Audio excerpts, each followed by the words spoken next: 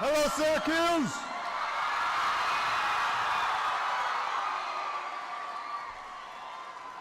Yeah, it is good to be in Syracuse.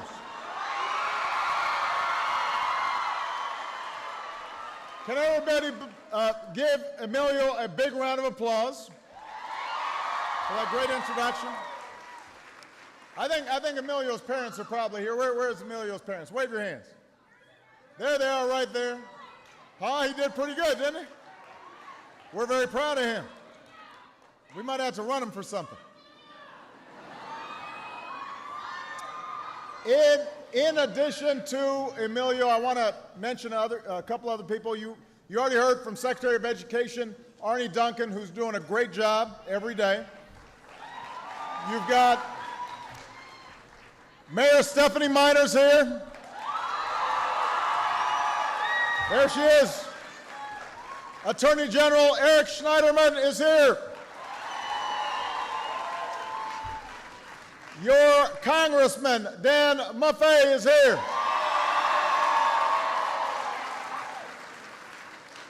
The Superintendent of the Syracuse City School District, Sharon Contreras, is here. Your Principal, Robert DeFlorio, is here.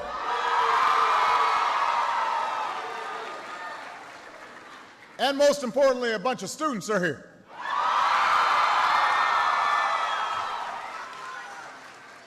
My understanding is there are students from all 5 Syracuse high schools here.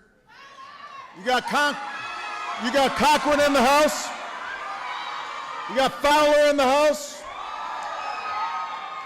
Nottingham.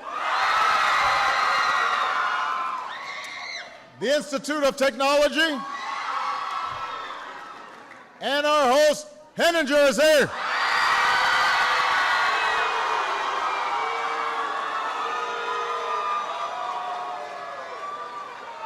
Oh, we're all one family. Now, I especially want to thank the students because I know you're still on summer vacation. You got a few more days. So taking the time to be here when you've still got a little bit, that last little bit of summer break, that's a big deal. And I'm very honored to be here with you. I am on a road trip. By the way, if people have seats, feel free to take a seat. I'm going to be talking for a while. If you got no seats, then don't sit down, because you will fall down.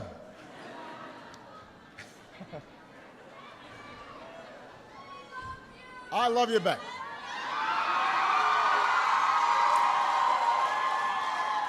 So I'm here on a road trip through New York into Pennsylvania.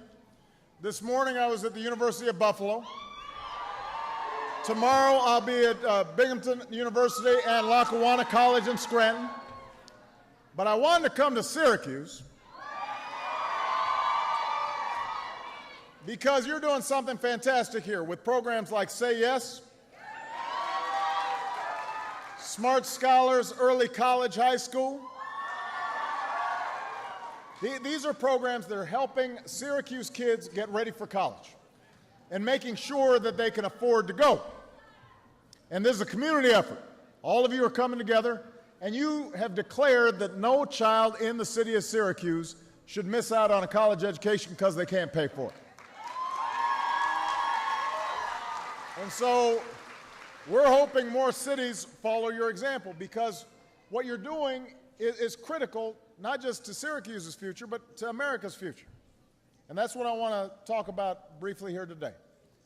You know, over the past month, I've been visiting towns across the country talking about what we need to do to secure a better bargain for the middle class and everybody who's working hard to get into the middle class, to make sure everybody who works hard has a chance to succeed in the 21st century economy.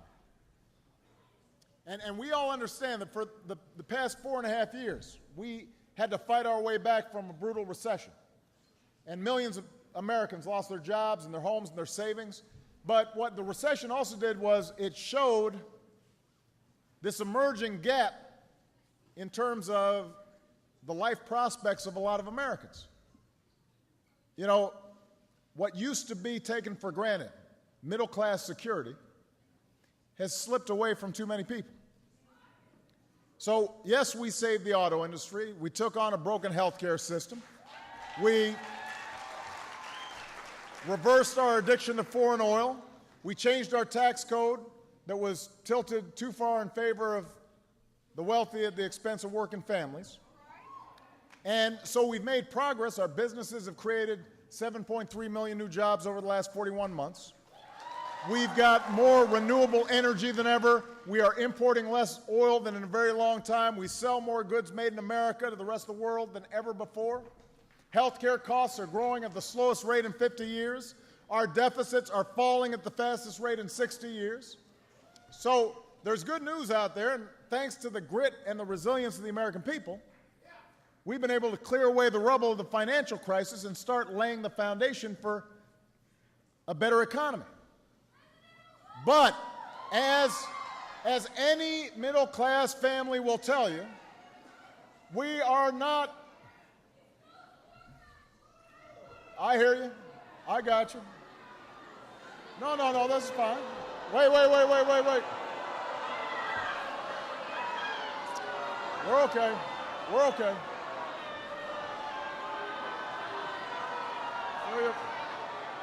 That's okay. Hold on a second. Hold on. Hello, everybody. Hello.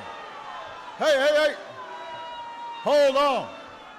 Hold on a minute, sir. Hold on.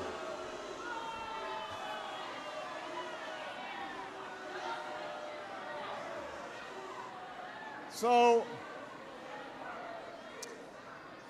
now, hold on a second. Can I just say that as hecklers go, that young lady was very polite. She was. And, she brought up an issue of importance, and that's part of what America's all about. So we don't want to.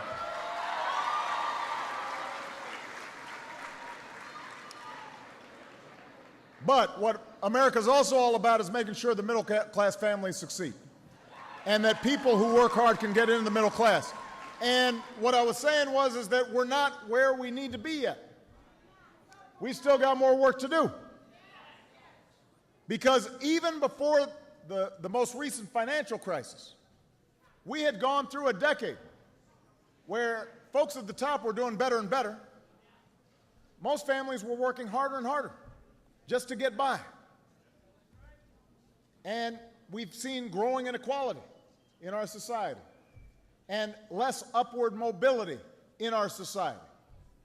The idea used to be that here in America, anybody can make it. But part of that was because we put these ladders of opportunity for people.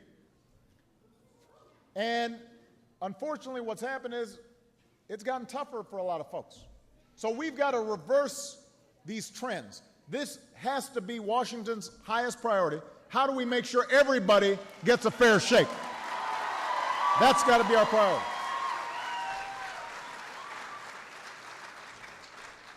Unfortunately, you may have noticed that in Washington, rather than focusing on a growing economy and creating good middle-class jobs, there's a certain faction of my good friends in the other party who've been talking about not paying the bills that they've already run up, who've been talking about shutting down the government if they can't take away health care that we're putting in place for millions of Americans. Those are not ideas that will grow our economy. They're not going to create good jobs. They're not going to strengthen the middle class. They'll weaken the middle class. So we can't afford the usual Washington circus of distractions and political posturing. We don't need that.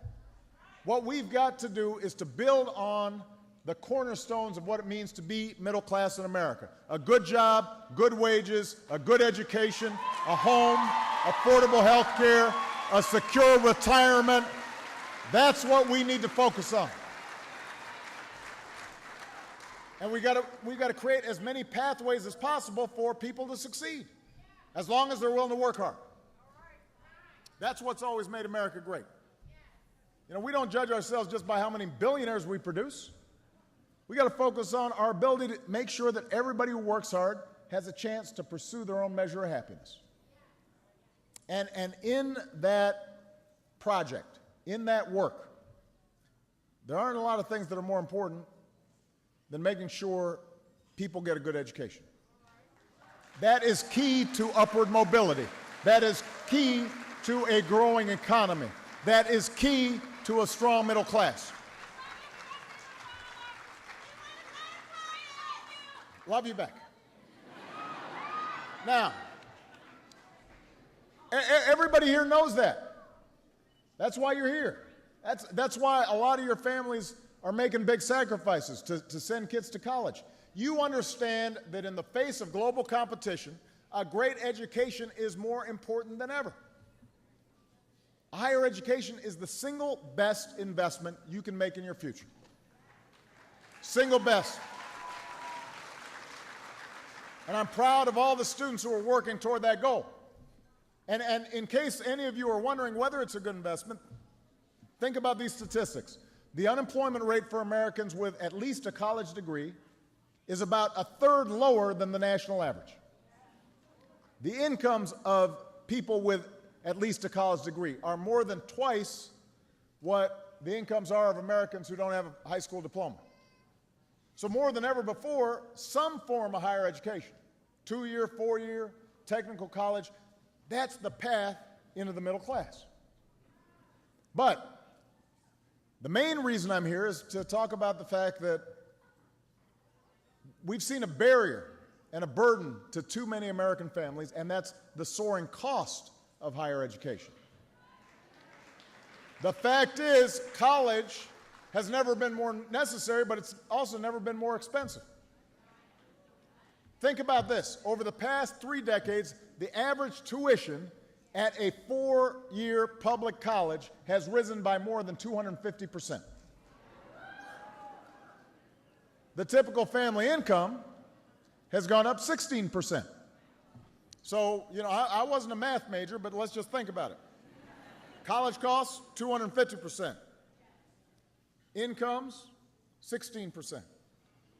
What that means is that more and more, it's getting harder and harder for students to be able to afford that college education. And families are making bigger and bigger sacrifices, including a lot of parents who are putting off their own retirement, their own savings, because they're trying to help their kids afford a college education. In the meantime, over the past few years, you've got too many states that have been cutting back on their higher education budgets. Colleges have not been cutting back on their costs, and so what you end up with is taxpayers putting in more money, students and families picking up the tab, but young people are still ending up with more debt. The average student who borrows for college now graduates owing more than $26,000. And a lot of young people owe a lot more than that. I've heard from a lot of these young people, and they're frustrated because they're saying to themselves, we've done everything our society told us we were supposed to do, but crushing debt is crippling our ability to get started in our lives after we graduate. It's crippling our self-reliance and the dreams that we have. At a time when higher education's never been more important or more expensive, too many students face a choice they should not have to make. Either they say no to college, or they pay the price of going to college and ending up with debt that they're not sure will pay off. And that's not a choice that we should ask young people to make. That's not a choice we should accept. If you think about what built this is a country that's always been at the cutting edge of making a good education available to more people. My grandfather, when he came back from World War II, he had the chance to go to college on the GI Bill. My mother got through school while raising 2 kids because she got some help. Michelle and I, we didn't come from, rich folk.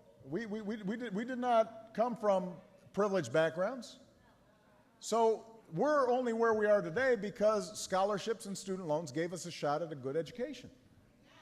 And we know a little bit about paying back student loans because we each graduated from college and law school with a mountain of debt. And even with good jobs, I didn't pay it off, and she didn't pay off her loans until I was almost a U.S. Senator. I was in my 40s. So over the past 4 years, what we've done is to try to take some steps to make college more affordable. First thing we did, we enacted historic reforms to the student loan system. What was happening was student loans were going through banks. Banks were making billions of dollars. We said, why don't we just give the loans directly to the students, cut out the banks, then we can help more students.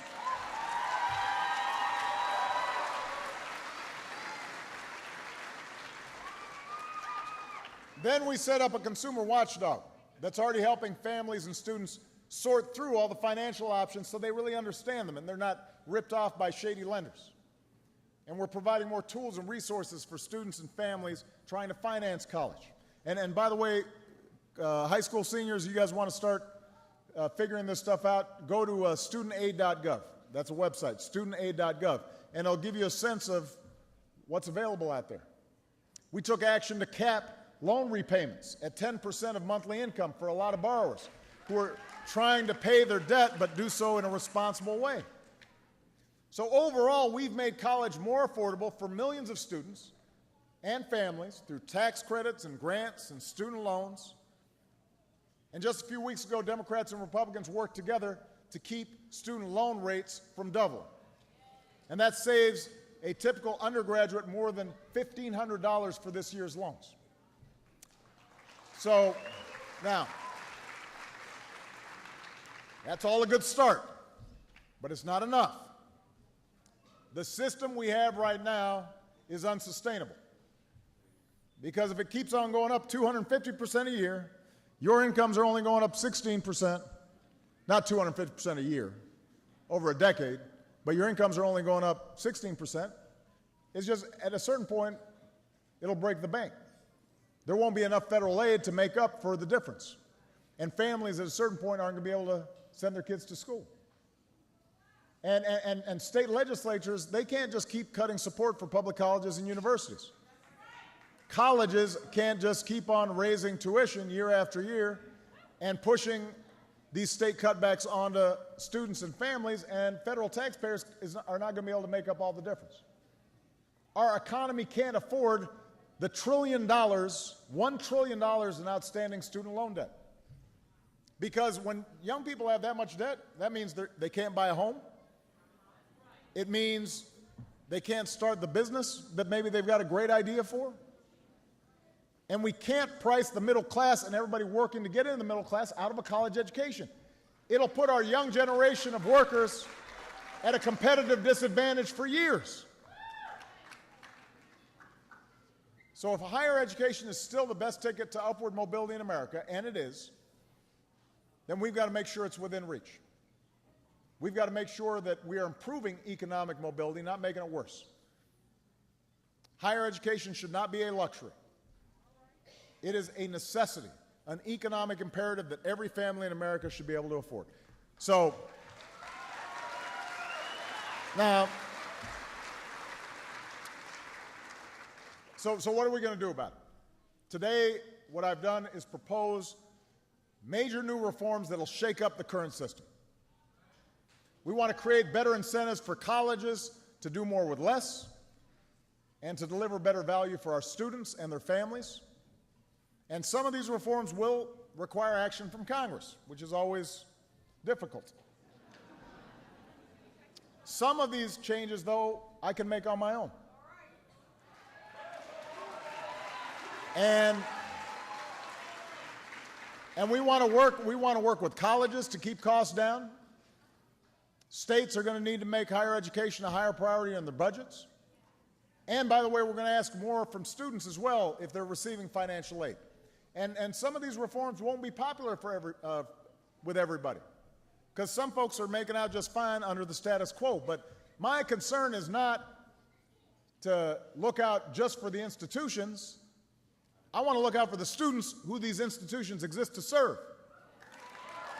And I think I've got confidence that our country's colleges and universities will step up to the plate if they're given the right incentives.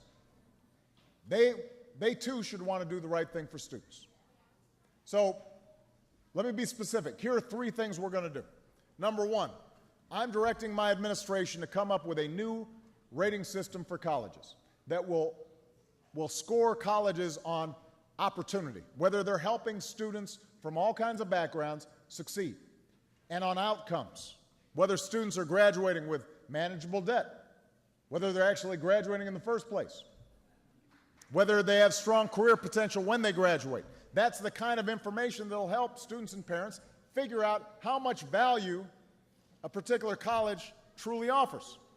Right now, all these ranking systems, they rank you higher if you charge more and you let in fewer students. But you should have a better sense of who's actually graduating students and giving you a good deal. So down the road, we're going to use these ratings, we hope, by working with Congress, to change how we allocate federal aid for colleges. And we're going to deliver on a promise that I made last year. Colleges that keep their tuition down are the ones that will see their taxpayer funding go up. We got to stop subsidizing schools that are not getting good results. Start rewarding schools that deliver for the students and deliver for America's future. That's our goal.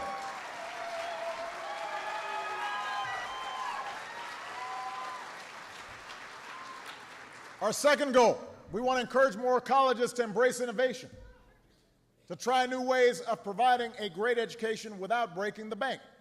A growing number of colleges across the country are testing some new approaches, so they're finding new ways, for example, to use online education to save time and money. Some are trying what you're doing right here in Syracuse, creating partnerships between high school and colleges so students can get an early jump on their degree, they can graduate faster. That means they're paying less in tuition. I want to see more schools and states get in the game so more students can get an education that costs less but still maintains high quality. And we know it can be done. It's just we got to get everybody doing it, not just a few schools or a few cities around the country. That's the second goal.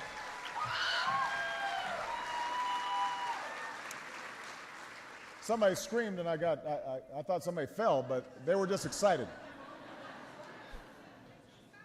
Number 3, we're going to make sure that if you've taken on debt to earn your degree, that you can manage and afford it. You know, nobody wants to take on debt, but even if we do a good job controlling tuition costs, you know, some young people are still going to have to take out some loans. But, you know, we think of that as a good investment because it pays off in time. As long as it stays manageable, as long as you can pay it back. And remember, again, Michelle and I, we went through this. It took us a long time to pay off our student loans.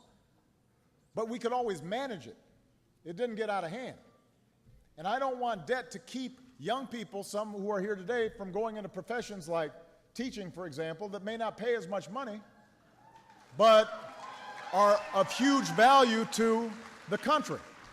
And I sure don't want young people not being able to buy a home or get married or start a business because they're so loaded down with debt. So what we've done is 2 years ago, I capped loan repayments at 10% of a student's income after college. We call it pay as you earn. And so far, this, along with a few other programs, has helped more than 2.5 million students. But right now, a lot of current and former students aren't eligible, so we want to work with Congress to fix that so that we got a lot more people who are eligible for this program. And then the problem is a lot of young people don't know this program exists. So we're going to do a better job advertising this program so that you will never have to pay more than 10% of your yearly income in servicing your debt. And if you're involved in public service or non-for-profits, then at some point that debt gets forgiven because you're giving back to society in other ways.